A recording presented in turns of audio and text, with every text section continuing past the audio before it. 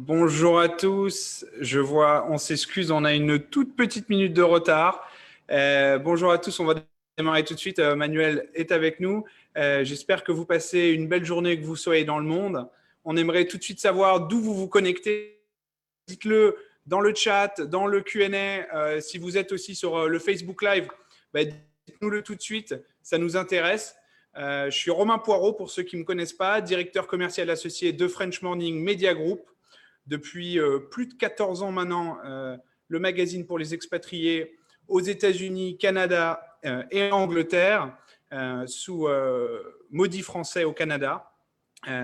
Et on a produit un peu plus de 150 webinaires depuis le début de la Covid, de Miami à New York, Los Angeles, San Francisco, DC, Londres bien évidemment, Montréal et notre édition du Texas.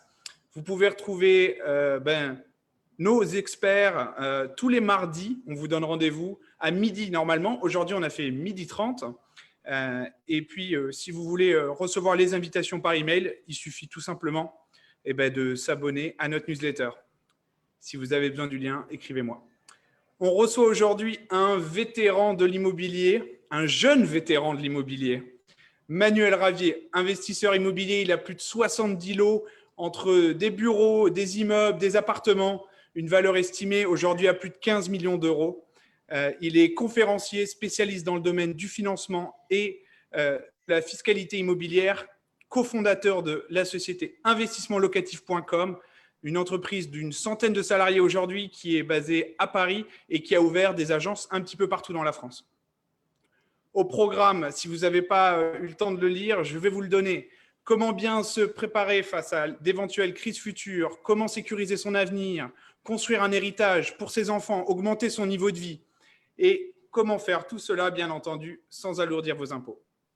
On prendra, comme d'habitude, toutes vos questions en direct parce qu'on aime entendre votre voix. Vous en faites pas, je cache votre nom de famille et la webcam ne s'active pas, donc on entendra juste votre voix. Et pour les plus timides, bien entendu, on lira les questions dans le Q&A et dans les commentaires Facebook pour ceux qui nous suivent depuis Facebook. Je donne tout de suite la parole à Manuel qui va nous partager son écran et qui va présenter un petit peu pendant 40 minutes, je pense. Et derrière, on va prendre toutes les réponses. Écoutez bien parce qu'on a reçu beaucoup de questions par email et Manuel a spécialement déjà prévu les réponses à l'intérieur de la présentation. Donc voilà, je vais tout de suite donner la main à Manuel et puis on se retrouve tout à l'heure pour le question-réponse. Salut Manu. Salut, bonjour à tous et merci Romain pour l'invitation. Merci à tous d'être présents. Donc si vous entendez derrière moi des coqs, que vous voyez des palmiers, c'est normal. Une fois n'est pas coutume, je travaille encore cette semaine en remote puisque je suis à Porto Rico. Voilà, je suis à Porto Rico, je suis sur le fuseau horaire, le même fuseau horaire que pas mal d'Américains, peut-être Romain, si on a une clientèle américaine. Donc je vais démarrer tout de suite. Si vous avez des questions, notez-les, écrivez-les dans le chat et je serai très heureux d'y répondre à la fin. Donc, qui je suis déjà pour vous apporter des conseils sur la partie immobilière. Donc, Romain l'a dit, je suis diplômé en droit de l'immobilier, en droit des affaires. Donc, ça, c'était il y a une dizaine d'années que j'ai été diplômé. Tout de suite après mes études, j'ai créé une société, une première en 2011, dédiée à la gestion de biens immobiliers en France. Et très rapidement, j'ai enchaîné avec la création d'autres entités avec comme objectif d'accompagner des investisseurs. C'est ce fameux groupe Investissement Locatif. À titre perso, pourquoi je vous le dis, non pas pour vous dire que j'ai un patrimoine important, parce qu'à la limite, on s'en fout. Je vous en parle parce que je suis également investisseur à titre personnel, donc les problématiques, je les vis aussi, les problématiques de financement, les problématiques de structuration fiscale, et c'est souvent ce qui plaît à nos clients parce que je peux leur apporter plus de conseils que si je n'étais pas investisseur. On a les mêmes problématiques, et effectivement, j'interviens régulièrement donc dans des conférences maintenant en ligne ou alors dans des conférences réelles quand la situation nous le permet. N'hésitez pas, pour ceux qui peut-être ne me connaissent pas et qui voulaient me suivre, à me suivre sur Instagram où je partage plus de la vie perso, sur LinkedIn ou sur notre chaîne YouTube. On a une chaîne YouTube Investissement Locatif, donc n'hésitez vraiment pas à aller voir. On a 400 vidéos de conseils gratuits, donc des conseils hyper focus. Et on vient de lancer une émission télé, un nouveau format, l'émission Investissement Locatif TV. Donc allez voir ce format, vous trouverez du conseil, encore une fois, gratuit. Ça pourra vous aider à vous lancer. Investissement Locatif, donc le groupe qu'on a créé en 2012, donc fin 2011, comporte aujourd'hui un peu plus de 120 collaborateurs. On a fait investir, donc c'est pas 150 millions, c'est beaucoup plus. Je crois que c'est autour de 200-250 millions d'euros investis par nos clients dans l'immobilier locatif. L'an dernier, en 2020 et en 2021, on a fait, non pas en 2021, pardon, en 2020, on a fait environ 500 opérations, en 2019 également. On a implanté dans une vingtaine de grandes villes en France. Nous ne sommes qu'en France. Parfois, on me demande si je peux accompagner également à l'étranger. Non, parce que l'immobilier, c'est une affaire locale et on accompagne là où on maîtrise le marché. Et on maîtrise le marché aujourd'hui en France, mais on a une bonne couverture nationale. Donc, si vous avez des questions, n'hésitez pas. Alors, si vous êtes présent aujourd'hui dans cette conférence, c'est probablement que vous sentez l'urgence peut-être de vous préparer par rapport à un avenir, à un futur incertain. Souvent, et je m'adresse encore plus à des non-résidents, on a aujourd'hui, quand on est non-résident, une situation qui va être très favorable puisque certains d'entre vous sont hébergés par leurs employeurs, certains ont des rémunérations plus élevées, c'est souvent le cas que lorsqu'on vit en France, peut-être une fiscalité aussi plus légère. Ce n'est pas très compliqué sur les revenus du travail. Vous souhaitez potentiellement faire fructifier cette capacité d'épargne et surtout préparer votre futur et éventuellement votre retour en France. Je sais que nous, on accompagne beaucoup de non-résidents. Environ 30-35% de notre clientèle est composée de Français qui vivent à l'étranger. Et donc, on a l'habitude de comprendre ces problématiques-là, d'où l'importance aujourd'hui pour moi d'attirer votre attention sur des points particuliers pour que vous ayez ce réflexe de vous dire comment je vais faire pour préparer mon futur, préparer le développement de mon patrimoine pour que ça prenne le relais, par exemple, à ma retraite. Et bien entendu, moi, je vais vous parler d'immobilier. L'idée aujourd'hui, c'est que vous vivez souvent exclusivement, mais c'est aussi le cas des Français résidant en France, quand on travaille, on vit exclusivement des fruits de son travail, donc ce n'est pas une tare, hein, on vit de ses salaires, ou si on est chef d'entreprise, de ses revenus issus de son activité. On laisse parfois, par manque de temps, parce qu'on a une activité prenante, et là je m'adresse surtout aux cadres, aux chefs d'entreprise, on laisse gonfler son compte courant, on garde des liquidités qui sont mal rémunérées. On n'investit pas forcément parce que, ou pas assez en tout cas, parce que par manque de temps. C'est-à-dire que quand on rentre chez soi après avoir, après une grosse journée de travail, qu'on a un travail prenant, un travail souvent passionnant, et qu'on rentre chez soi, on doit parfois s'occuper de ses enfants, ou alors on veut souffler tout simplement, eh bien, on n'a pas le réflexe de se dire, je vais me mettre à travailler justement pour placer ces fonds-là et pour préparer l'après. Souvent, moi, ce que je constate chez des clients notamment, et c'est aussi un peu quelque chose que je me dis à moi-même, c'est qu'on arrive à des situations où on fait sa journée de travail et on se dit, il faudrait, par exemple pour mon cas, il faudrait que je m'intéresse à la bourse parce que moi, j'ai beaucoup investi dans l'immobilier, mais quand je rentre chez moi, je n'ai pas forcément le temps de m'y mettre et quand arrive le soir, c'est compliqué tout simplement de me focus et finalement de dédier de la charge mentale après mon activité de travail qui a été très prenante à justement me former sur un nouveau canal. Et pourtant, tout le temps qui passe en investissement et du temps qui est perdu, et encore plus dans l'immobilier, on va le voir dans cette conférence, parce que je vais vous livrer après ma méthode. Mais la logique, c'est investir et après attendre en immobilier, et non pas attendre et investir après. Parce que toutes ces années que vous aurez perdues, vous ne les rattraperez pas.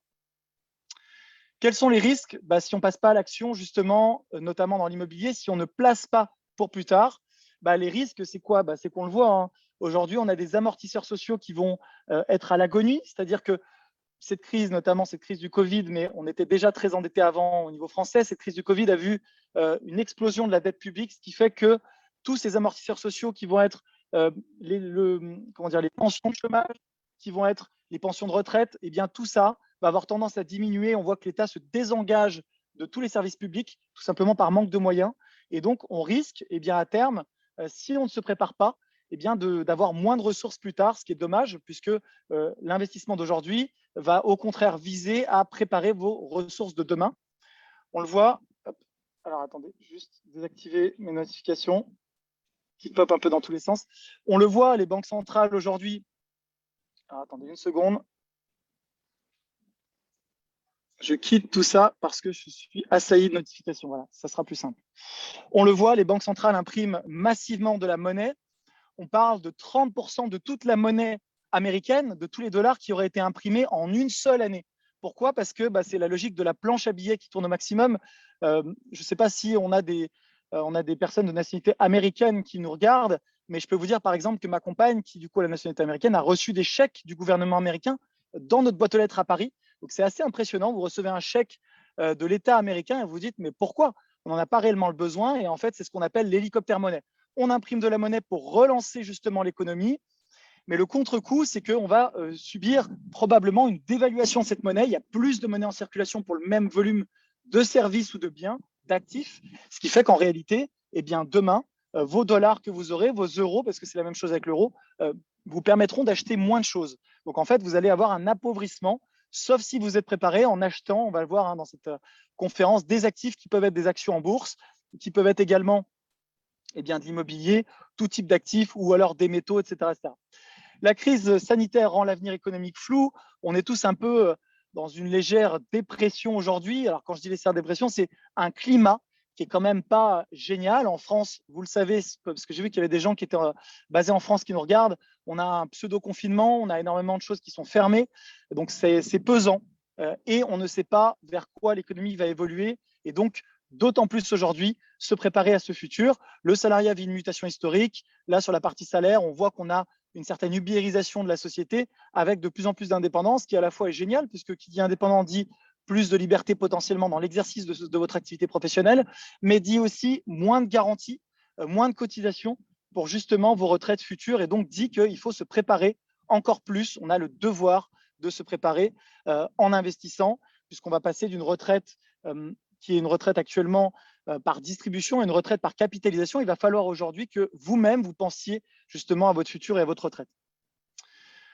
La retraite, on l'a vu, est sérieusement menacée. L'inflation, c'est une éventualité probable. On en reparlera.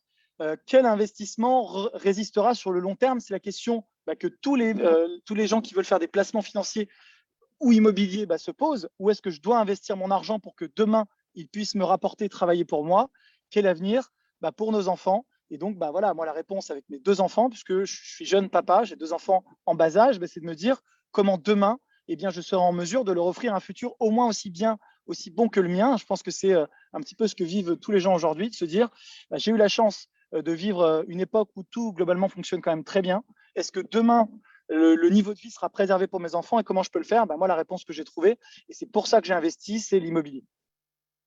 Là, j'ai fait une petite simulation. Juste, je vous inviterai à aller sur le site, on vous partagera le lien sur le site justement de l'État, sur les pensions de retraite. Vous pouvez très rapidement voir à quel âge vous pourrez partir et avec quelle pension de retraite. Je pense que ce sera pour vous un déclencheur, puisque là, je suis parti de quelqu'un qui avait des revenus mensuels très élevés. J'ai fait exprès, je suis parti sur un cadre qui avait des très hauts revenus, un cadre en fin de carrière, à 10 000 euros net de revenus mensuels. On voit qu'il a quasiment 50%, on ne le voit peut-être pas. Alors, je ne sais pas si on peut décaler voilà, Romain, mais on voit que pour quelqu'un qui aurait 10 000 euros de revenus net mensuels, il faudrait qu'il parte en tout cas avec 172 trimestres pour avoir un taux plein, et que ce taux plein est quasiment 50% de son ancienne rémunération. Alors, vous allez me dire en regardant que 5 550 euros, ça reste énorme en pension de retraite, on est bien d'accord. Simplement, essayez de garder en tête de vous dire, quand je vais partir à la retraite, si j'ai une pension, si je gagnais 10 000 du jour au lendemain, je passe de 10 000 à 5 500, sachant qu'en plus, sur les 5 500, je paye des impôts. Voilà, ça fait mal. C'est quand même un sacré décrochage dans votre niveau de vie et ça peut du coup, malheureusement, entraîner une perte de certaines choses que vous faisiez avant. Avant, vous aviez peut-être le privilège de pouvoir aider vos enfants, de pouvoir voyager et vous faire plaisir, d'avoir des passions qui peuvent être coûteuses. Et bien, du jour au lendemain, on vous dit, vous allez devoir faire malheureusement moins de voyages, vous allez devoir faire des concessions. Et ça, on n'a pas très envie parce que quand on a la retraite, on estime au contraire qu'on a bien travaillé et qu'on a le droit d'avoir une retraite paisible. Je pense que c'est mérité.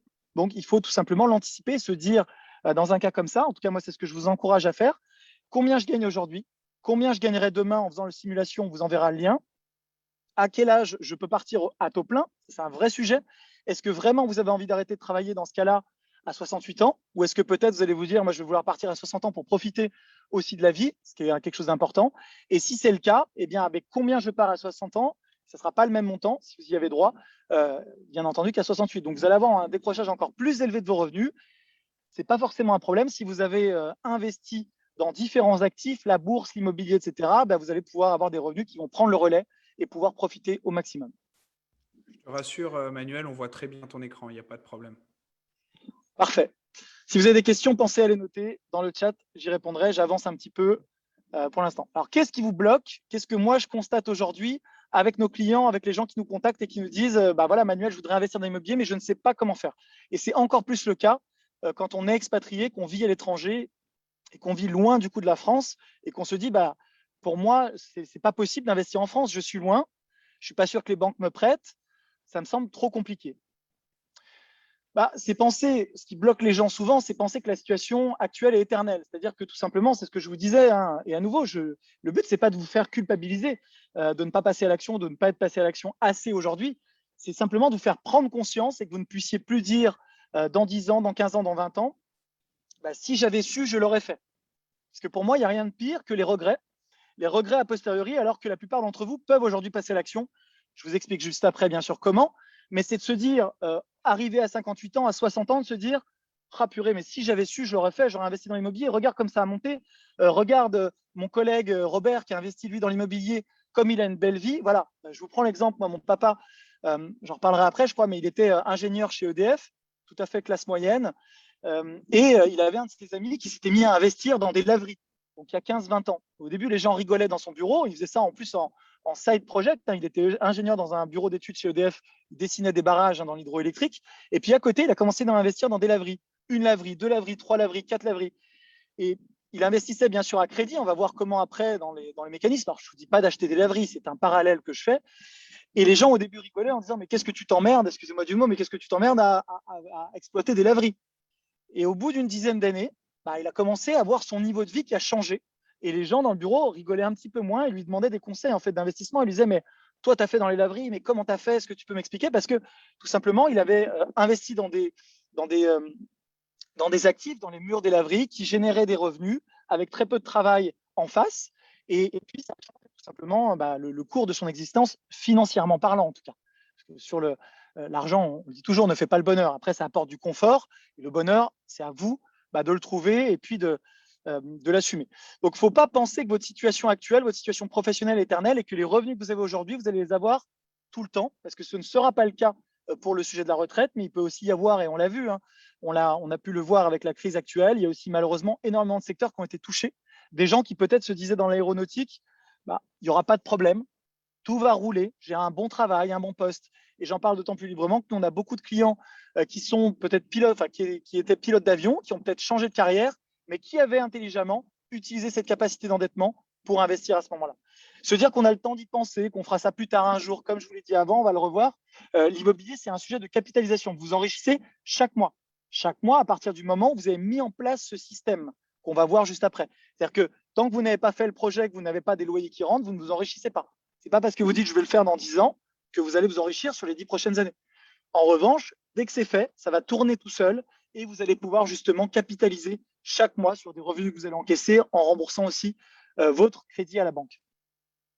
Croire qu'on n'est pas finançable ou que c'est risqué, on va le voir juste après, même en étant non-résident, il y a des solutions, on vous aidera et on a des partenaires qui sont spécialisés dans le financement des non-résidents, on vous aidera à trouver la bonne banque, le bon partenaire qui va vous prêter pour pouvoir justement accélérer dans l'immobilier.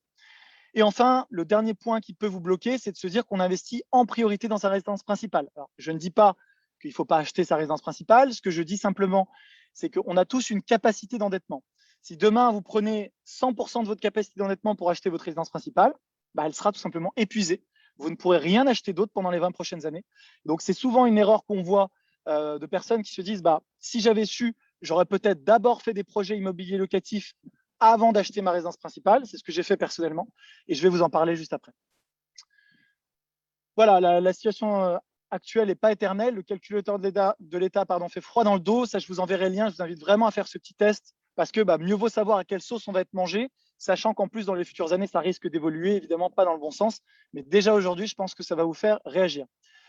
Investir un jour, c'est synonyme de jamais. On a tendance toujours à procrastiner. Procrastiner, c'est quoi? C'est repousser toujours au lendemain en se disant là, j'ai pas le temps. Là, je vais voir un concert. Là, je regarde Netflix. Là, je suis avec mes enfants. C'est bien de faire tout ça. Hein. C'est bien aussi de profiter de son temps libre. Mais pensez à consacrer un petit peu de temps pour lancer justement un projet qui va avoir beaucoup d'inertie et qui demain va justement générer des revenus sans que ce soit lié à votre travail. Et ça, c'est très important. Croire qu'on n'est pas finançable. Alors attention, une erreur que je vois aussi souvent, c'est des gens qui se disent qu'en achetant cash, donc en n'ayant pas recours au crédit, ça sera plus simple. C'est dommage parce que vous laissez sur la table un effet de levier du crédit. Donc, il faut apporter la somme nécessaire vis-à-vis de la banque, mais il faut, si possible, au maximum se financer avec de l'emprunt. On va en reparler aussi juste après. Et enfin, la résidence principale, j'en ai déjà parlé. Donc, les erreurs communes que moi, je vois et que je vous invite à éviter à partir d'aujourd'hui, puisque maintenant, vous serez avertis. c'est vouloir tout faire tout seul. Investir dans l'immobilier, vous allez engager beaucoup d'argent, vous allez vous engager sur des crédits très longs. Si ce n'est pas votre métier, je vous conseille de vous former déjà, donc d'essayer de comprendre ce que vous faites. Même si, par exemple, vous nous déléguez tout le projet, je vous invite à regarder sur notre chaîne YouTube des conseils. Vous allez comprendre, et c'est hyper important, je trouve, comprendre les mécaniques, les grandes lignes. Et vous comprendrez aussi que c'est un métier et que investir, il faut avoir des référents locaux dont c'est le métier professionnel, parce qu'on ne peut pas être professionnel de tout si vous êtes à l'autre bout du monde, même si vous êtes sur place et que vous avez un autre métier. Se former à l'immobilier, ça peut prendre beaucoup de temps. Écouter le marché, être réactif, suivre des travaux, c'est énormément de temps investi. Donc, vouloir tout faire tout seul, souvent, c'est le meilleur moyen de faire un seul projet, de se dire « Oh là, c'est trop lourd, j'avais raison, c'est pas pour moi, c'est trop compliqué à faire, ça consomme trop de temps. » Et en fait, tout simplement, c'est parce que vous n'avez pas voulu le déléguer. Si vous le déléguez, eh bien, vous pourriez faire 1, 2, 3, 4, 5, 6 projets sans souffrir à la fois du manque d'expertise et sans souffrir du temps, parce qu'on a un temps qui n'est pas extensible à l'infini. Et donc, en le déléguant, ça vous permet d'avoir du temps pour vos passions, pour faire ce que vous faites le mieux, c'est-à-dire votre travail, et puis de déléguer tout le reste, toute la logistique, à notre société, par exemple, ce qui va vous permettre d'avancer beaucoup plus rapidement. Se ruer sur les investissements en Pinel, parce que quand vous êtes non résident, déjà le Pinel ne vous sert à rien parce que vous ne payez pas d'impôt en France, donc vous n'allez pas avoir d'abattement. J'ai vu qu'on avait aussi des résidents français, fiscaux français, qui regardaient peut-être le webinaire, le Pinel, pour plein de raisons. Ce n'est pas, selon moi, le plus intéressant. Après, je ne dis pas que ce n'est pas intéressant du tout. À mon sens, c'est mieux de faire un bon Pinel que de ne pas investir. Mais en revanche, pour plein de raisons, je pense que le Pinel n'est pas forcément le meilleur des régimes aujourd'hui. J'ai plein de vidéos là-dessus sur YouTube. Je ne rentrerai pas plus dans le détail. Souvent, ce que je vois aussi comme erreur, c'est des gens qui attendent l'affaire du siècle. J'ai eu notamment un ami, Fabio, si tu me regardes, qui avait toujours la volonté d'investir, mais qui systématiquement me disait « Manuel, je cherche à 6000 le mètre à Paris, je ne trouve pas, donc j'investis pas ». Il a attendu, et c'est une histoire vraie, il a attendu 3 ans pour trouver son premier bien. Son premier bien n'était pas à 6000 le mètre, il a fini par acheter plus cher. Et il m'a dit, mais pourquoi j'ai perdu 3 ans? Pendant ces 3 années, tu as acheté je ne sais pas combien de biens. Moi, j'ai attendu. Au final, les prix ont augmenté pendant cette période-là à Paris. J'ai perdu de la plus-value latente, j'ai perdu des remboursements de crédit, j'ai fait une erreur. Donc, il faut acheter quelque chose de bien, mais il ne faut pas forcément chercher l'introuvable, parce que sinon, vous n'investirez jamais. Et notamment, si vous souhaitez vous faire un patrimoine quand même important, il y a un moment, il faut passer à l'action. Et c'est en passant à l'action que vous allez vous enrichir beaucoup plus qu'en attendant. Il faut essayer aussi, dernier point, de ne pas avoir une opération qui génère un cash flow négatif. Alors, qu'est-ce que ça veut dire? Le cash flow, c'est qu'une fois que vous avez encaissé vos loyers, vous allez payer vos frais, c'est-à-dire vous allez payer vos charges, vous allez payer surtout votre mensualité de crédit. Et il faut que vous soyez à l'équilibre. Pourquoi? Parce que si chaque mois, vous êtes à compléter 100 euros, 200 euros, 300 euros, 500 euros, donc c'est-à-dire que vous encaissez vos loyers, ensuite vous payez votre crédit et vos charges et vous devez décaisser 500 euros, ça va être un poids en fait cet investissement. Vous allez vous dire que si vous perdez votre travail, si vous changez de boulot tout simplement, si vous gagnez un peu moins, même d'ailleurs avec votre travail actuel, ça va venir puiser dans vos ressources de travail. Moi, ce n'est pas comme ça que j'envisage l'immobilier. Pourquoi? Parce que vous perdez en sérénité selon moi. Donc quand vous allez sur des zones qui sont peut-être moins rentables, je vais toujours vous conseiller de faire l'apport nécessaire pour être après en opération blanche. On sait faire des opérations blanches même avec peu d'apport selon les villes et on va en parler juste après. Donc, je vous donnerai des exemples aussi d'opérations.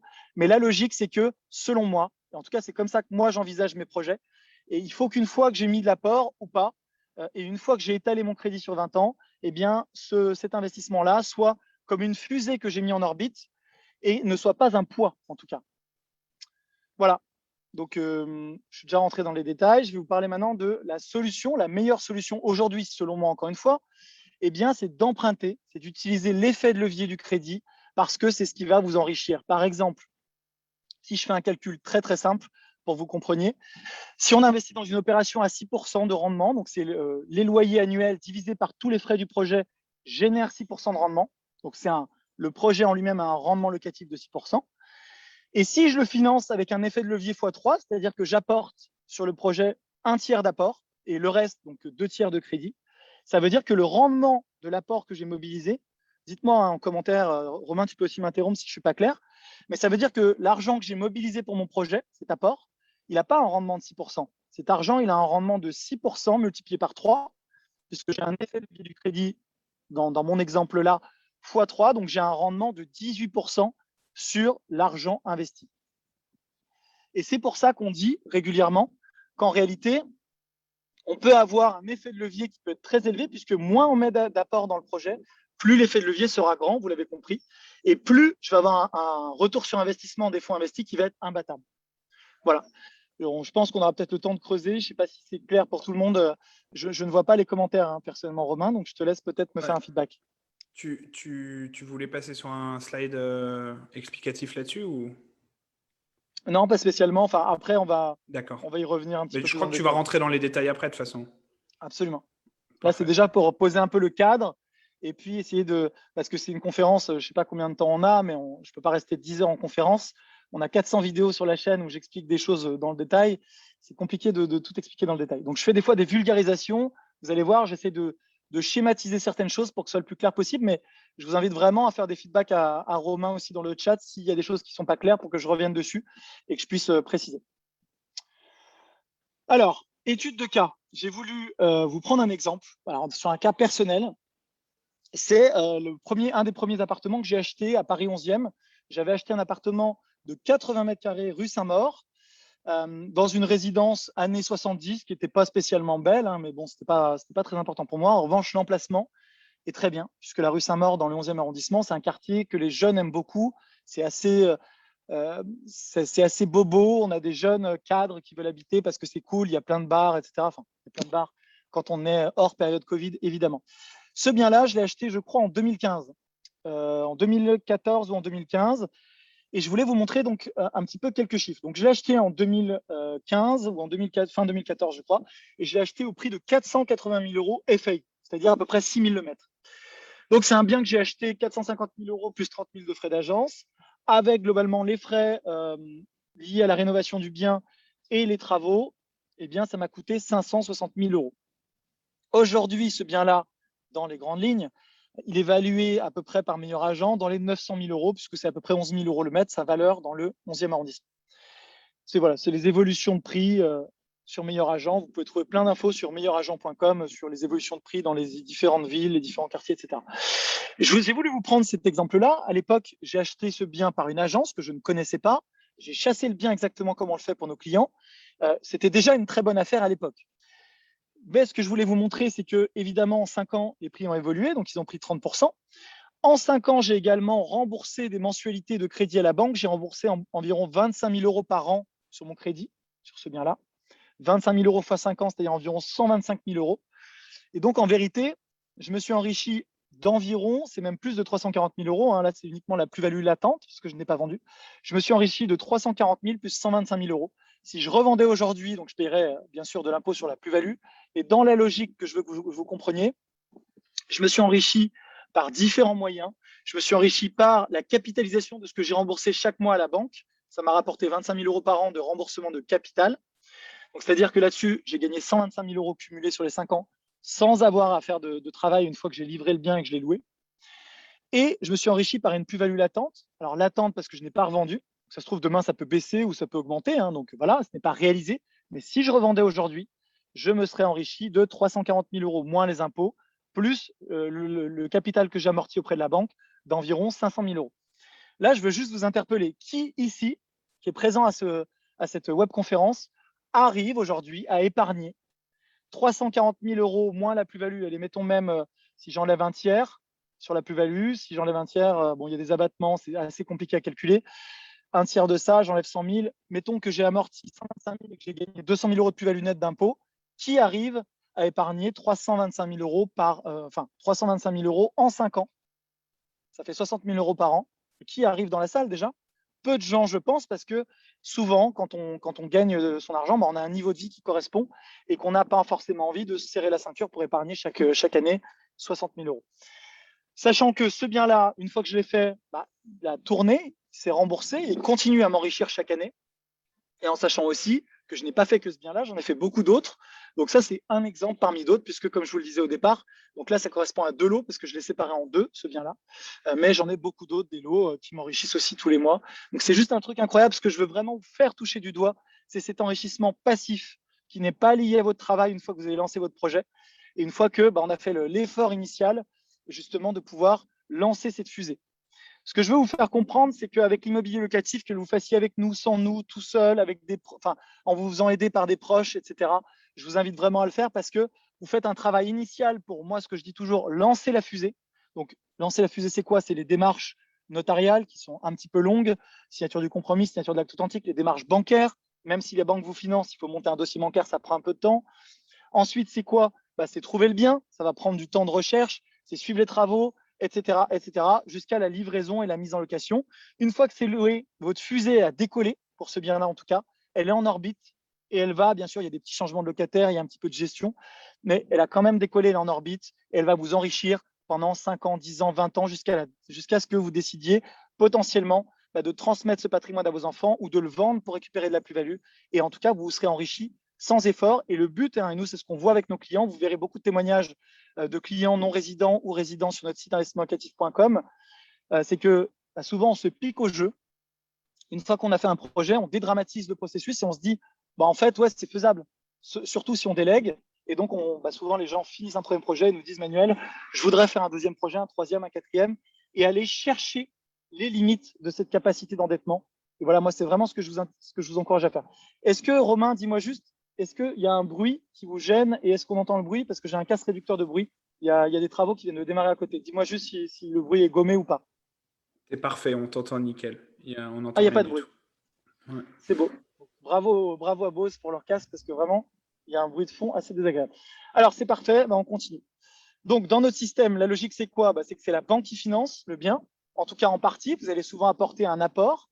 Avec cet apport, grâce à cet apport que vous avez souvent épargné, en plus en période de crise, on le voit, les Français ont énormément épargné, donc c'est peut-être justement le moment d'utiliser cet apport pour lancer un projet et le faire travailler grâce à l'investissement immobilier. Le locataire qui va rembourser par le biais de son loyer qui tombe chaque mois, vous allez finalement rembourser la mensualité de crédit, donc c'est le locataire indirectement qui rembourse votre crédit.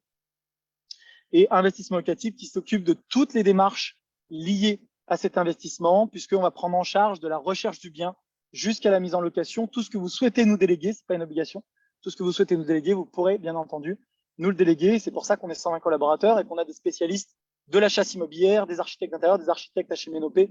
On vous aide sur la partie financement, on vous aide sur la partie location, gestion, etc. Voilà, je vous ai mis un petit schéma des différentes étapes: recherche du bien, optimisation du plan, suivi des travaux, ameublement, décoration, location, gestion, optimisation de votre patrimoine. On vous conseille aussi, si c'est votre souhait, sur la partie fiscale, la fiscalité, est-ce qu'il faut acheter en direct ou est-ce qu'il faut acheter à travers une société? Ça, c'est des choses sur lesquelles on a l'habitude d'intervenir en mode conseil, même si on n'est ni expert comptable ni fiscaliste. Donc, au final, si c'est votre souhait d'avoir des conseils professionnels, on vous orientera toujours vers des professionnels expérimentés. Comment on fait pour justement créer de la valeur et doubler la valeur du bien? C'est ce que j'ai voulu vous montrer ici avec un exemple. Un exemple concret, bon là c'est un petit peu extrême, tous les biens, vous voyez plein d'exemples sur notre site, ne sont pas dans cet état au départ. Il faut que vous soyez aussi à l'aise avec votre achat, mais nous, en fait, on est des révélateurs de potentiel. La logique quand on investit dans l'immobilier ancien par rapport à l'immobilier neuf, ce qui est intéressant, c'est que vous pouvez trouver des biens qui sont bien situés au sein des villes où vous souhaitez investir et qui, malgré leur bonne situation, sont dans un état dégradé parce qu'ils n'ont pas été rénovés depuis X années. Si vous avez des gens qui suivent, et c'est notre cas, et qui peuvent prendre en charge cette partie rénovation, eh bien, vous allez pouvoir justement faire la différence puisqu'on va optimiser chaque surface et c'est ce qui va permettre de créer de la valeur. Un bien que vous achetez pas cher parce qu'il y a des travaux, ça s'explique, eh bien, vous allez pouvoir le valoriser et vous allez arriver sur des biens qui ont une valeur sur la tranche haute du marché parce qu'ils sont rénovés et qu'on a pu optimiser chaque recoin pour en faire un bien avec du potentiel, comme c'est le cas dans mes exemples ici. Pourquoi investissement locatif? Parce qu'on travaille et on peut vous accompagner dans une vingtaine de zones géographiques en France. Donc, on fonctionne en hub. Par exemple, quand on dit qu'on travaille à Lille ou à Bordeaux, eh bien, en fait, ce n'est pas que Lille, c'est Lille plus toute la région.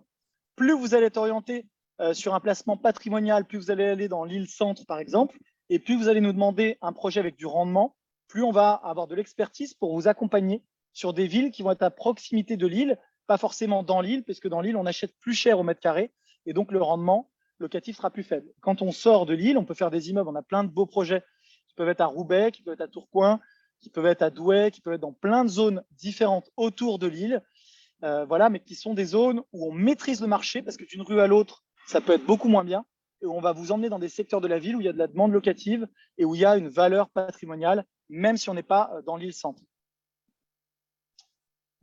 Alors, pourquoi la situation actuelle est-elle une opportunité?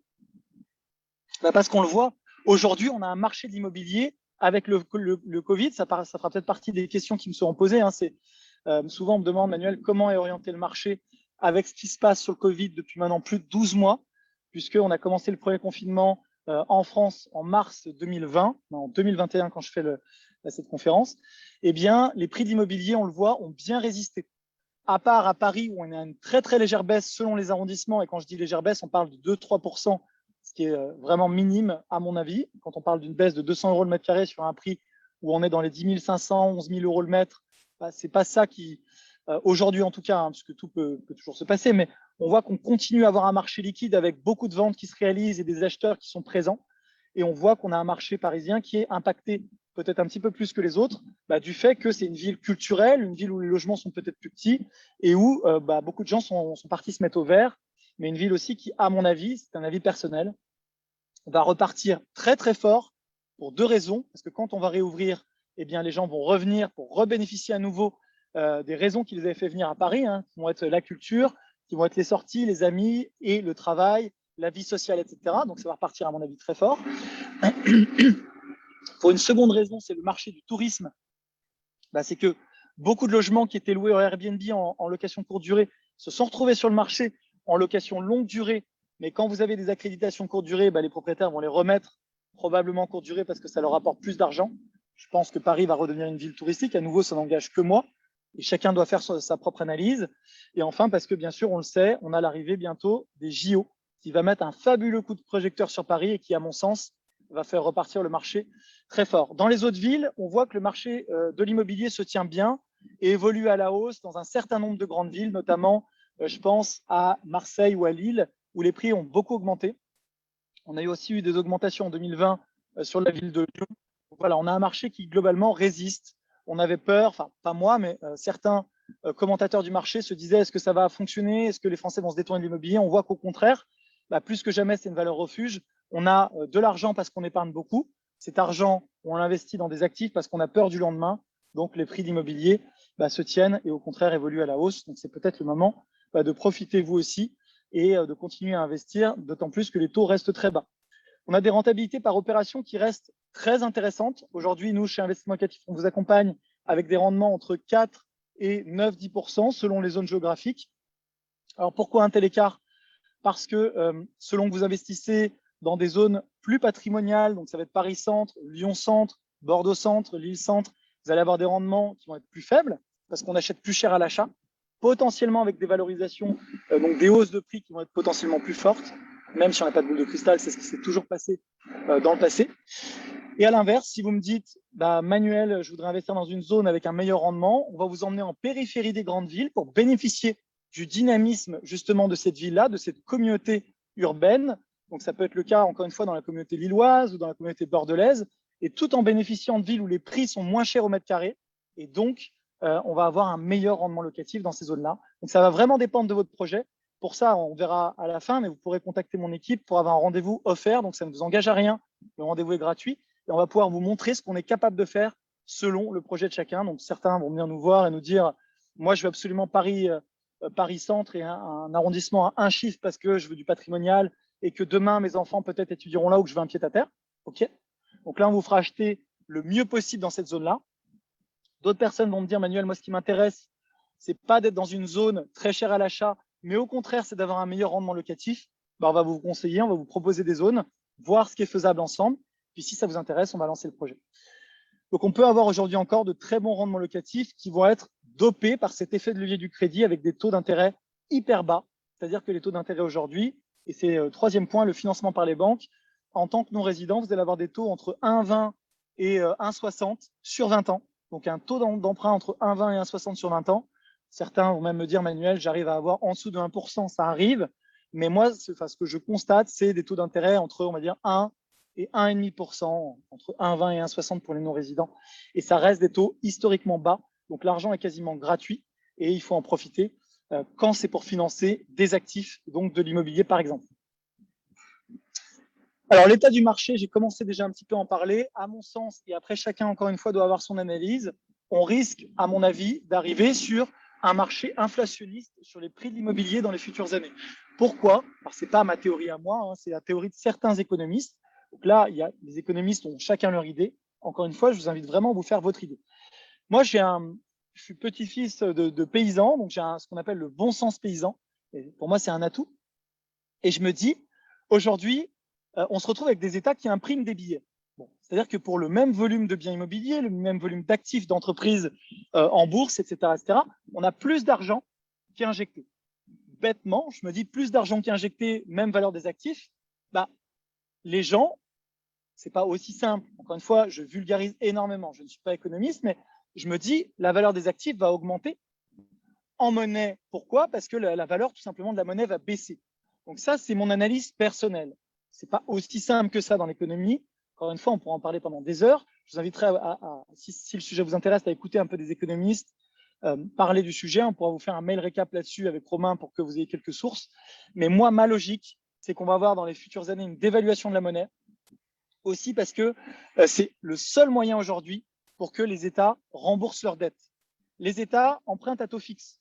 C'est ce qu'on voit ici. Donc, il y a trois possibilités pour rembourser la dette des États. Soit, comme certains politiques le disent, Jean-Luc Mélenchon, entre autres, on ne remboursera pas la dette, on fait défaut. Okay. Soit on dit qu'on rembourse la dette comme aujourd'hui le gouvernement le dit, et à mon sens, c'est quand même un petit peu la tendance, parce que quand on fait défaut, on sait que ça entraîne aussi des conséquences qui peuvent être lourdes pour les pays. Et si on veut rembourser cette dette, il faut qu'on ait de la croissance. Il faut que l'économie soit à la fête. Aujourd'hui, ce n'est pas le cas. On a une croissance assez molle. Il faut sinon qu'on augmente les impôts. On est quand même au maximum sur l'impôt en France. On est déjà sur des impôts relativement élevés. Donc, encore augmenter les impôts, ça ne semble pas être la stratégie aujourd'hui parce que ça entraîne une fuite des entreprises et une fuite des particuliers à l'étranger. Et donc, au final, on collecte encore moins d'impôts. Ça ne semble pas être la voie qui soit retenue. La troisième, c'est qu'il faut qu'on laisse repartir l'inflation. Et comme on a emprunté à taux fixe, pour rembourser le même montant de monnaie, on imprime de la monnaie, donc c'est plus facile à rembourser tout simplement. Voilà. C'est ce que moi je crois qu'il va se passer. Et on voit que déjà, la Fed a déplafonné l'inflation. Ça s'est passé, je crois, autour de décembre 2020, donc vous pourrez trouver des articles là-dessus. Elle a déplafonné l'inflation pour laisser justement l'inflation potentiellement augmenter de manière plus dynamique, et la BCE a également pris des mesures dans cette voie, donc ça semble étayer cette hypothèse-là. Encore une fois, je ne suis pas économiste, chacun se fait son idée. Hop. Voilà, là je voulais vous mettre un petit, ça c'est pas moi, hein, c'est meilleurtaux.com qui a fait un petit baromètre des taux. Ça évolue chaque semaine. Donc encore une fois, sur les taux d'emprunt, les taux sont très bas et c'est à mon sens encore une fois une opportunité à saisir. Ça, c'est un petit graphique de l'état de l'évolution des prix de l'immobilier depuis 98. Voilà, on voit que les prix de l'immobilier ne font que monter. Globalement, si vous regardez sur 50 ans, donc ce n'est pas une hausse linéaire, logique, et il y a des phases de stabilisation avant de nouvelles hausses, voire de légères baisses, s'il y en a eu. Ça existe, mais on voit en tout cas que sur du long terme, c'est l'actif le plus sécurisé. C'est d'ailleurs pour ça que les banques acceptent, c'est pour ça et parce que vous encaissez des crédits, pour ça et parce que vous encaissez des loyers, pardon, et que donc la banque sait que vous pouvez rembourser le crédit avec vos loyers, que la banque accepte de vous financer alors qu'elle ne va pas vous financer pour acheter des titres boursiers. Je vous ai pris quelques petits exemples.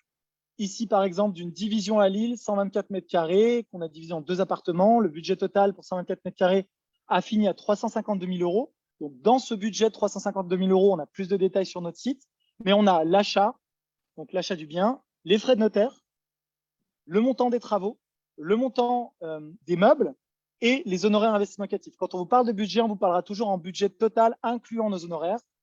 Le client encaisse 27 600 euros de loyer annuel. C'est donc comme ça, hein, je voulais vous montrer le calcul, comme ça qu'on calcule le rendement locatif brut. 27 600 euros divisé par 352 790 euros, ça fait un rendement brut de 7,82%. Donc, vous le voyez aussi, on est transparent là-dessus. Le rendement va inclure nos frais, puisque nos frais sont dans le budget total. Je vais en parler juste après. Donc, on vous fait quelque chose de transparent, délégation incluse. Voilà. On était sur un bien dans cet état-là à gauche et on voit que nos architectes d'intérieur ont fait un bien coup de cœur. Le but, c'est que ça plaise au maximum de locataires et que lors de la visite et puis lors de la vie tout simplement dans le logement, ils soient contents, ils soient fiers du logement dans lequel ils vivent, ils se sentent bien, soit un logement confortable et que justement, ils puissent être contents de rester dans le logement qui vous appartiendra et que vous aussi, en tant qu'investisseur, parce que c'est vachement important pour nous, vous puissiez être fiers du logement que vous proposez en location. Puisqu'il y a aussi un vrai axe, un axe humain. C'est que les logements qu'on fait sont des logements pour vivre. On n'est pas là simplement pour générer un produit financier, mais le but, c'est que vous puissiez être content de vous dire « je loge des locataires dans d'excellentes conditions, avec tout le confort nécessaire, et je suis fier aussi des logements que je propose ». C'est aussi ce qui nous anime chez Investissement Collectif, et c'est un point hyper important. Là, on a pris un petit exemple d'un petit T3 à Marseille, 38 mètres carrés, 129 000 € en produits finis, 8 700, donc 6,76 de revenus. Voilà, ça se présente comme ça. Bon, je ne vais pas tous vous les faire, mais un petit 2 pièces, 27 mètres carrés en région parisienne, en produits finis, donc tout inclus, achats, travaux, frais de notaire, ameublement, honoraires, 135 000 € pour un loyer mensuel de 8 850 €, charges comprises, 6,58 de rentabilité brute.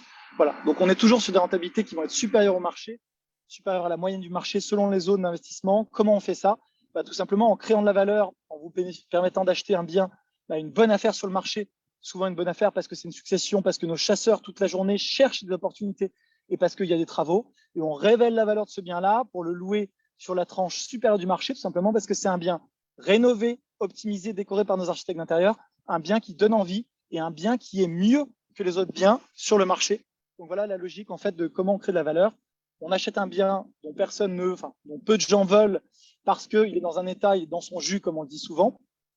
On en révèle le plein potentiel grâce aux travaux, à l'optimisation du plan et à l'ameublement en décoration, à l'équipement du logement. Et du coup, on le propose sur un service de location meublée haut de gamme et on se démarque des autres biens sur le marché parce qu'il est au-dessus, que ce soit en termes visuels, en termes de confort, d'équipement, etc. Bon, on a plein d'exemples sur le site. Je vous dis comme je vous l'ai dit, on réalise de nombreux projets, donc vous pourrez trouver plein de choses. À gauche, des photos avant et en droite, des photos après. Le job de nos architectes d'intérieur, qui sont une vingtaine au sein de l'entreprise, c'est vraiment ça, de réaliser le plein potentiel de vos projets. On a des avis, c'est pas mis à jour, on a un peu plus aujourd'hui. Des avis de clients, des avis vidéo de gens qui s'engagent en mettant leur nom, leur visage, etc., en témoignant. Donc ça, je trouve que c'est rassurant, c'est ce qu'on nous dit souvent. Et on a une dizaine d'années d'existence puisque la première société a été créée fin 2011, ce qui vous permet en fait de bénéficier vraiment de notre historique sur la partie location aussi, puisqu'on gère environ 1000 lots. Et donc, on ne va pas simplement vous vendre un bien, mais ce qu'on a accumulé pendant ces 10 années, c'est l'expertise donc des meubles qui vont tenir dans la durée, l'expertise des travaux qui vont tenir dans la durée, l'expertise du marché locatif, l'expertise locale. Et on a des équipes qui travaillent de concert avec, au sein de votre espace client, tous les interlocuteurs qui vont vous parler. On a développé une application sur iOS et sur Google Play pour que vous puissiez suivre votre projet sur l'appli, une appli native, et que vous puissiez tout simplement ne pas avoir le souci de vous dire il faut que j'appelle tout le monde. Toutes les infos viennent à vous dans l'appli avec les documents. Tout est centralisé. Voilà. Je vais répondre maintenant à vos questions si vous en avez. Peut-être qu'on va avoir des questions aussi sur la fiscalité, sur le financement un peu plus pointu.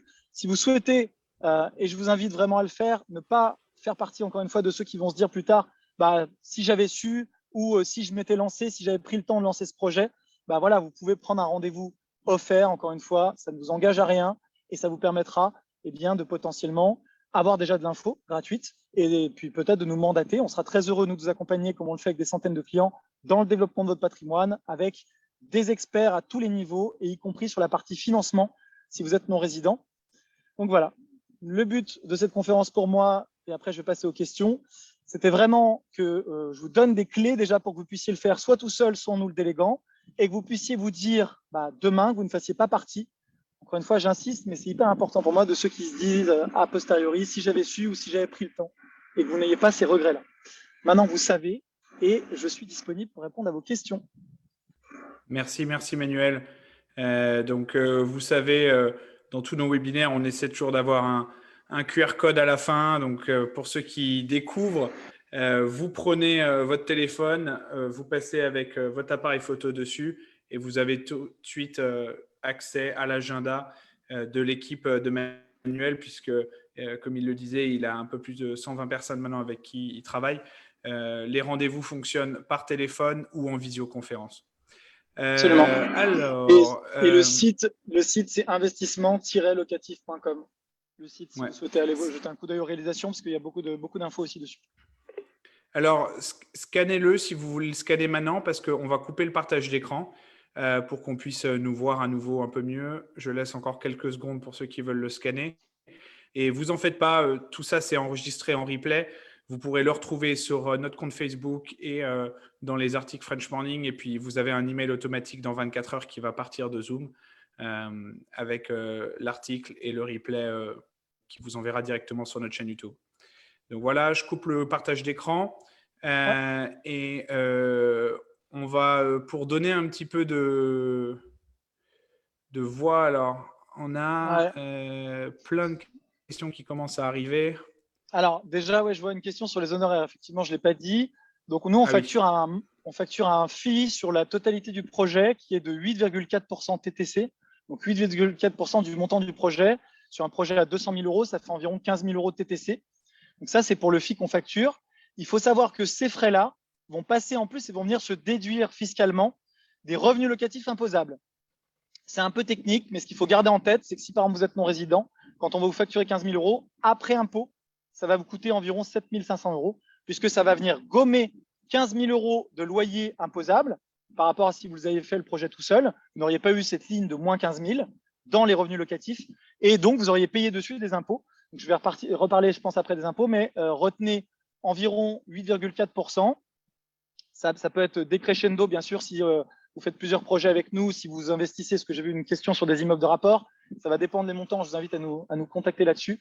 Mais ces frais-là, c'est très important, comme tous les frais d'ailleurs liés au projet, vont venir se déduire des revenus locatifs imposables selon le régime fiscal, d'où l'intérêt aussi de prendre le bon régime fiscal. Et donc, ça ne vous coûte pas, le coût de la délégation n'est pas réellement, par exemple, de 15 000 dans un cas comme ça, mais va être, par exemple, de moitié de 7 500 euros. Donc, voilà. Manuel, Laurence, on a à peu près. Normalement, on essaie toujours de tenir le webinaire dans 1 heure. On va étendre de quelques minutes parce que là, on est en train de se faire assaillir de questions. Donc, on va essayer de répondre le plus rapidement possible à tout le monde. On a une question de Sébastien. Conseillez-vous aussi sur la fiscalité? Absolument. Même si, encore une fois, on n'est pas fiscaliste, donc c'est important de le préciser. Quand on ne sait pas notre métier, même si on est passionné, je donne beaucoup de conseils sur les chaînes YouTube, on pourra vous conseiller dans la limite de nos compétences. Je préfère quand même toujours me dégager de toute responsabilité parce que la fiscalité, c'est complexe. Et si besoin, on vous mettra en relation avec des experts comptables aussi, mais on est déjà très au fait de tous les régimes fiscaux, absolument. On a une question d'Henriette. Quel est le capital minimum pour se lancer?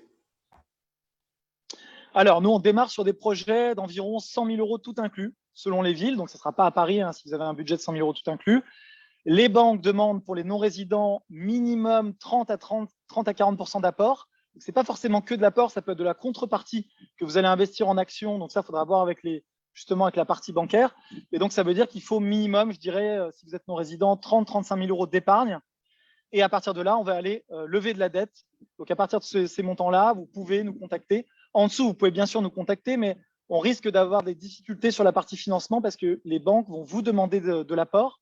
Et donc, ça ne fonctionnera pas forcément. On a une question de Mélanie. Comment faire de l'investissement locatif en France sans apport, même si on est non résident? Sans apport, même pour les résidents, c'est plutôt l'inverse que je vais dire, c'est que même pour les résidents fiscaux français, le sans apport n'est plus très à la mode, surtout sur des opérations où vous allez devoir financer des meubles, des travaux, etc. Ça va être très compliqué aujourd'hui. Les banques françaises, il y a eu des changements fin 2019 avec des normes HCSF du Haut Conseil à la stabilité financière. On en parle sur la chaîne, on a une émission d'investissement locatif TV récemment là-dessus. Je vous invite à aller jeter un coup d'œil avec un courtier qui vous répond en live tous ces sujets-là. Mais le sans-apport n'est plus vraiment d'actualité.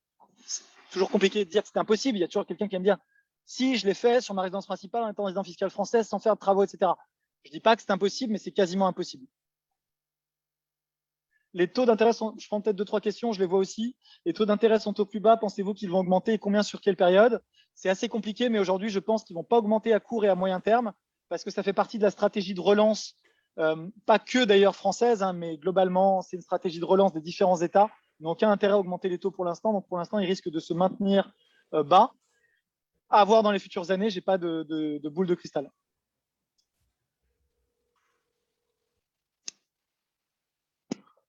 Alors, je continue. Il y a une Ouais, question dis-moi. de cas. Pouvez-vous prendre en charge des biens déjà acquis? Est-ce que vous faites de la gestion locative?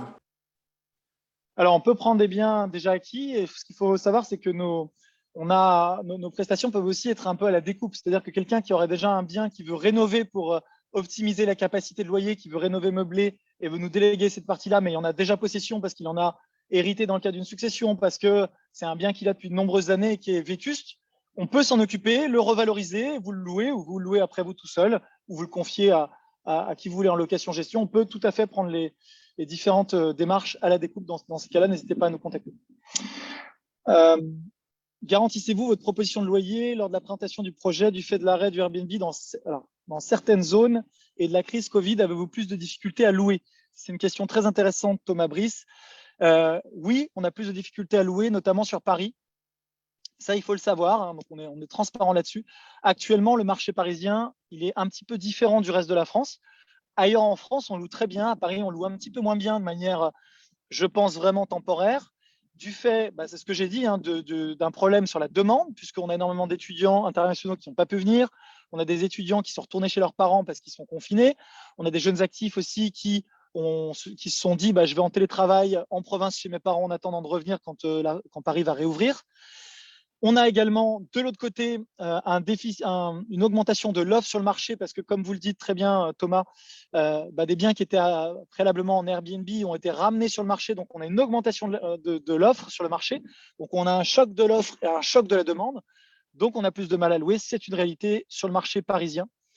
À mon avis, c'est temporaire. On loue quand même les biens. Hein. Donc, voilà, il a fallu peut-être des fois s'adapter et baisser légèrement le loyer parce qu'il faut mieux avoir de manière temporaire un loyer baissé qu'un appartement vide. Donc, voilà, là, on fait face à quelque chose qui n'était pas prévisible sur le marché. Mais à notre avis, encore une fois, c'est notre avis, il n'y a pas vraiment de sujet sur le fait que Paris va reprendre. Et à mon avis personnel, encore plus fort. Moi, je suis bailleur également à Paris. Donc, je suis d'autant plus attentif à ces sujets-là avec nos clients. Et je penche pour une reprise très forte de la partie location à partir de cet été.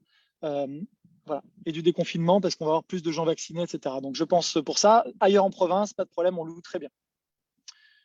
Garantissez-vous le paiement des loyers par les locataires? Tout à fait, on peut vous faire souscrire, si c'est votre souhait, une garantie loyer impayé. Il y a plusieurs moyens aujourd'hui de se garantir, soit par une garantie loyer impayé qui va être souscrite par le bailleur et qui va coûter environ entre 2 et 2,5% du montant des loyers. Si vous avez un loyer à 1 000 € que vous encaissez, l'assureur va vous facturer par exemple 25 € par mois. Ses frais vont passer en déduction, etc. Il y a un autre moyen aujourd'hui qui existe, c'est de demander au locataire de souscrire lui-même une espèce de garantie loyer impayé, ça ne s'appelle pas comme ça, mais il va lui-même garantir à une assurance et l'assurance va se porter garant, va se porter caution pour le locataire. En cas d'impayé, c'est l'assurance qui va se mettre à payer. Donc les deux choses fonctionnent. Donc il n'y a pas vraiment de problématique par rapport à ça. C'est quelque chose qui est faisable, tout à fait. Alors, peut-on vraiment faire une opération qui ne gère... Alors, mademoiselle de Fursac, donc je vais répondre à votre question. Merci pour la question. Donc la question est, avec un taux d'imposition de 50% des revenus locatifs en France pour les non-résidents, puis une autre imposition des revenus étrangers en UK pour un Français résident en UK, peut-on vraiment faire une opération qui ne génère pas un cash flow négatif? Alors, là, vous avez tout à fait raison, c'est que la fiscalité peut être lourde et c'est d'autant plus important de choisir les bons régimes fiscaux. Certains régimes vous permettent de ne pas payer d'impôts sur les revenus locatifs pendant de nombreuses années. Communément, on parle d'une dizaine d'années. Donc, j'ai beaucoup de vidéos sur la chaîne YouTube. Désolé de renvoyer systématiquement, mais ça pourrait prendre des heures à répondre. Mais en gros, avec le régime qu'on appelle LMNP-LMP, vous allez pouvoir avoir une opération sur laquelle vous ne payez pas d'impôt sur les revenus locatifs. Donc, vous avez bien un taux de 47% et demi, 47,2% qui va être applicable. Donc, 30% plus 17,2% de CG-CRDS. Mais en fait, l'assiette d'imposition va être de 0 €. Donc, vous allez payer 47,2% de 0 € du fait que vous allez avoir des loyers imposables et que sous ces loyers, vous allez déduire beaucoup de choses. Vous allez amortir le bien, amortir les travaux, amortir les meubles, déduire nos honoraires, déduire ensuite chaque année, par exemple, les frais liés à la copropriété, les frais liés à l'assurance de votre bien, les frais de gestion, etc., etc. Et donc, vous allez avoir un taux d'imposition qui va s'appliquer sur une base imposable de 0 €. Donc, vous ne payerez pas d'impôt pendant de très nombreuses années sur votre bien. Alors, par rapport au régime selon les pays, donc, je ferai un webinaire spécialement sur le UK très prochainement. Donc, n'hésitez pas à nous faire un petit mail pour que vous soyez tenus informés et inscrits. On a déjà fait un webinaire spécialement avec une avocat fiscaliste pour les Suisses, les résidents fiscaux en Suisse. C'est un webinaire qui avait duré, je crois, à peu près 2 heures. Donc, voilà, c'est compliqué pour moi d'y répondre. D'ailleurs, j'ai un webinaire bientôt aussi sur les successions pour les non-résidents. Donc, vous pourrez aussi nous écrire là-dessus. J'espère avoir répondu. Les frais sont-ils dégressifs pour des montants plus élevés? Thomas, je vous invite à nous contacter. On arrivera à trouver des solutions pour vous accompagner. Mais effectivement, on a des clients qui font des opérations sur 1 million, 2 millions d'euros ou même qui font plusieurs projets. On a des clients qui ont investi plusieurs millions d'euros avec nous, 5, 6, 7 millions d'euros. Donc, c'est considérable et on sait bien sûr être commerçant et vous accompagner dans la durée. Voilà. Donc, après, quand on est sur des projets de 800 000 à 1 million, on va être sur des immeubles entiers. C'est vrai que je n'en ai pas parlé, mais qui vont être ce qu'on appelle des immeubles de rapport où on va avoir entre 4 appartements et le plus gros qu'on a fait, c'est 25 appartements dans un seul immeuble. Donc, on est sur des surfaces considérables, des projets complexes qui nécessitent vraiment une expertise à la fois marché et aussi sur l'accompagnement pour la partie travaux. Et on sait faire tout ça grâce à nos équipes très bien. Donc, n'hésitez pas à nous solliciter. Romain, est-ce que tu avais des questions que tu voulais me passer? Est-ce que tu as répondu sur le meublé versus le non meublé? J'ai pas vu cette question. Elle est venue 2-3 fois. C'était, Ok. vous parlez essentiellement du meublé. Est-ce qu'il y a un intérêt à faire du non meublé?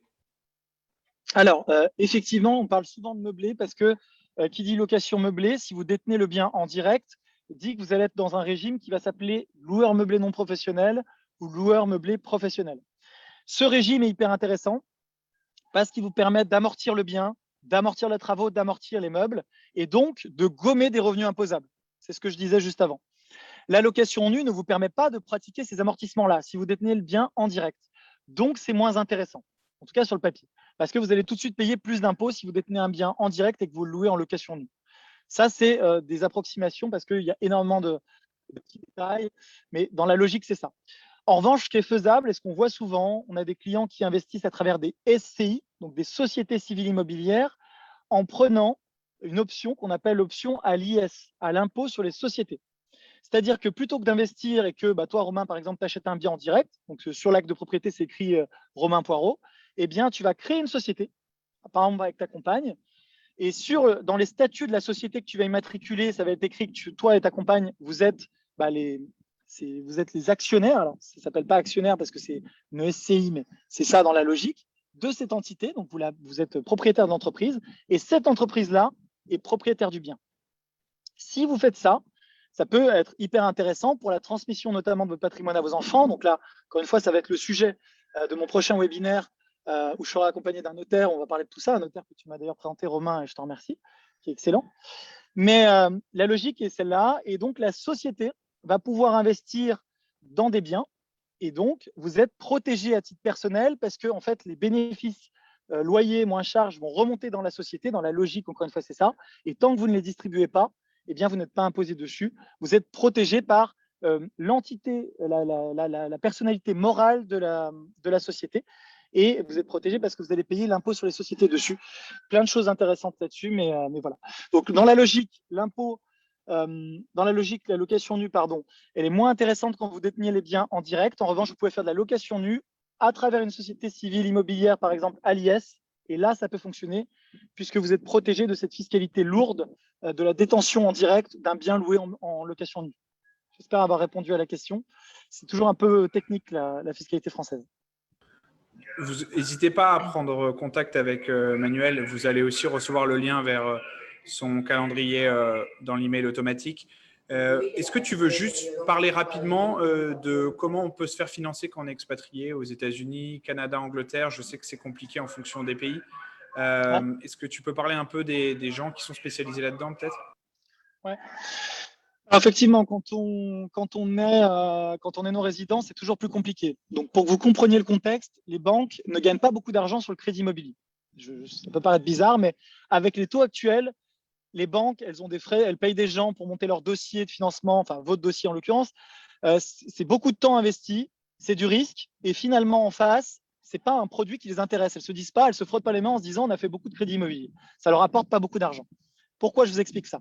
Parce que du coup, la logique de la banque, c'est qu'elle fait du crédit immobilier comme un produit d'appel pour se dire, bah, génial, avec le crédit immobilier et les taux bas, je vais récupérer des clients et ces clients-là, je vais gagner de l'argent parce qu'ils vont prendre une assurance habitation, parce qu'ils vont avoir leur carte bancaire, ils vont utiliser leur compte, etc., etc. Bon, tous les services bancaires habituels. Donc, la logique, c'est quoi? C'est que si vous êtes non-résident, la banque se dit, bah, je vais financer un bien, il n'y aura rien d'autre. Ce n'est pas forcément faux d'ailleurs. Et donc, ça les intéresse moins. C'est pour ça que c'est plus compliqué de trouver des banques qui vont accepter de le faire et qu'elles vont vous faire payer en général un tout petit premium de 0,20% supplémentaire, par exemple, par rapport justement au tarif qu'aurait eu un Français résident fiscal en France. Alors, une fois qu'on a dit ça, il faut trouver une banque qui a de l'appétence. Certaines banques savent le faire mieux que d'autres. La plupart vont vous dire, bah, moi, je n'ai pas envie parce que c'est compliqué. Et par exemple, pour les US personnes, c'est encore plus compliqué parce qu'on a toutes ces réglementations FATCA que vous devez très bien connaître si vous êtes US personne, qui fait qu'en fait, elles sont soumises à des normes imposées par le gouvernement américain, des normes internationales qui sont plus complexes dans l'information, etc. Et donc, les banques, en règle générale, ne sont pas très friandes, désolé de vous le dire, de faire du prêt immobilier à des résidents fiscaux américains. Néanmoins, c'est possible, mais il n'y a pas de baguette magique. Il faut avoir les bons partenaires. C'est pas que je ne veux pas vous donner des noms, mais certaines banques le font aujourd'hui, elles le feront peut-être plus demain. Et nous, on a des courtiers qui sont spécialisés là-dedans. Et même pour eux, c'est pas forcément simple, mais en revanche, je vous assure que c'est faisable et que ça en vaut la chandelle. Hein. On a plein de clients. D'ailleurs, j'aurais dû inviter des clients pour témoigner, des clients non résidents. J'ai oublié, Romain. Mais on a régulièrement, moi, dans des webinaires que je fais intervenir un client pour qu'il témoigne. Et là, j'ai un client qui était non résident et qui m'a dit qu'il était OK en plus pour en parler de sa situation, mais qui habitait à New York et qui vient de se déplacer à Miami et qui a fait des projets immobiliers avec nous en France. Donc, il arrive à se financer à de très bonnes conditions. Voilà. Donc, la règle numéro 1, si je dois vous donner des techniques, c'est en 1, essayer de peut-être consulter la banque si vous aviez une banque en France avant votre départ. Parce que vous avez des liens historiques et qu'ils vont être peut-être plus enclins à avoir envie de vous soutenir et de vous accompagner parce que bah, y a une relation qui est créée. La banque, que vous soyez résident ou non résident, sur une histoire de relation et d'humain. En numéro 2, c'est essayer peut-être d'apporter des contreparties. Là, j'avais par exemple des questions de gens qui voulaient investir 1 million, potentiellement. On n'a pas tous les mêmes revenus, etc. Mais quand on est sur des revenus très élevés, je sais que j'ai des clients qui vont dans des banques spécialisées, des banques privées, qui vont accepter de les accompagner en échange de placement. Je prends un exemple. Récemment, j'ai eu un client suisse qui a investi, il a sa société en Suisse, il est de nationalité suisse, et ce qu'il a fait lui, en fait, c'est que il est allé voir une banque que je lui ai présentée, qui est une banque privée, et la banque lui a dit, bah, vous apportez 40%, mais pas en apport, en argent investi dans les placements que vous voulez. Donc en plus, c'est quelqu'un qui investit en bourse, donc lui, ça lui coûte rien. Enfin, ça lui coûte les frais bancaires, mais comme dans n'importe quelle banque. Donc il a pris de l'argent, par exemple, pour faire une opération à 1 million, c'est un exemple. Il a pris 400 000 euros, il faut quand même les avoir, mais il les a placés sur des comptes et il a investi dans des trackers, des ETF en bourse.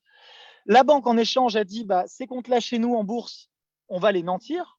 C'est-à-dire que vous pouvez faire ce que vous voulez avec l'argent en investissement, vous n'avez pas le droit de vider vos comptes du jour au lendemain. Si vous faites défaut sur votre crédit immobilier, ben on va pouvoir donc récupérer de l'argent sur ce compte-là. Donc voilà.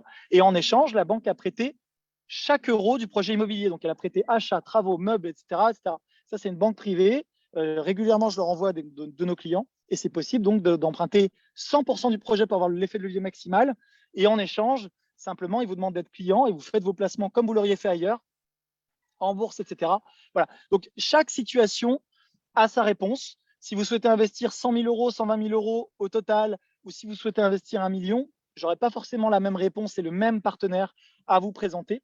Mais en revanche, on se battra, et ça, vous avez mon engagement, on se battra pour vous trouver des solutions et vous accompagner là-dessus. Donc, n'hésitez pas à nous solliciter directement sur le site investissement-locatif.com ou avec le QR code qu'on a vu. On va clôturer avec une dernière question parce qu'elle est revenue pas mal de fois dans le Q&A. C'est est-ce que vous garantissez les loyers ou est-ce qu'il y a des sociétés qui font ça pour garantir les loyers sur l'impayé? Oui, je crois avoir déjà répondu. Il y a 2 façons de se garantir sur les loyers. La première, c'est tout simplement de souscrire ce qu'on appelle une garantie loyer impayé. C'est quelque chose qui existe depuis de nombreuses années. Donc, c'est assez classique. Hein. Vous payez environ 2% du montant du loyer à l'assureur et en échange, l'assureur, s'il y a un défaut, bah, c'est lui qui vous paye. Très simple. Deuxième possibilité, c'est qu'on essaie au maximum de faire souscrire au locataire des dispositifs qui peuvent être gratuits ou payants pour lui.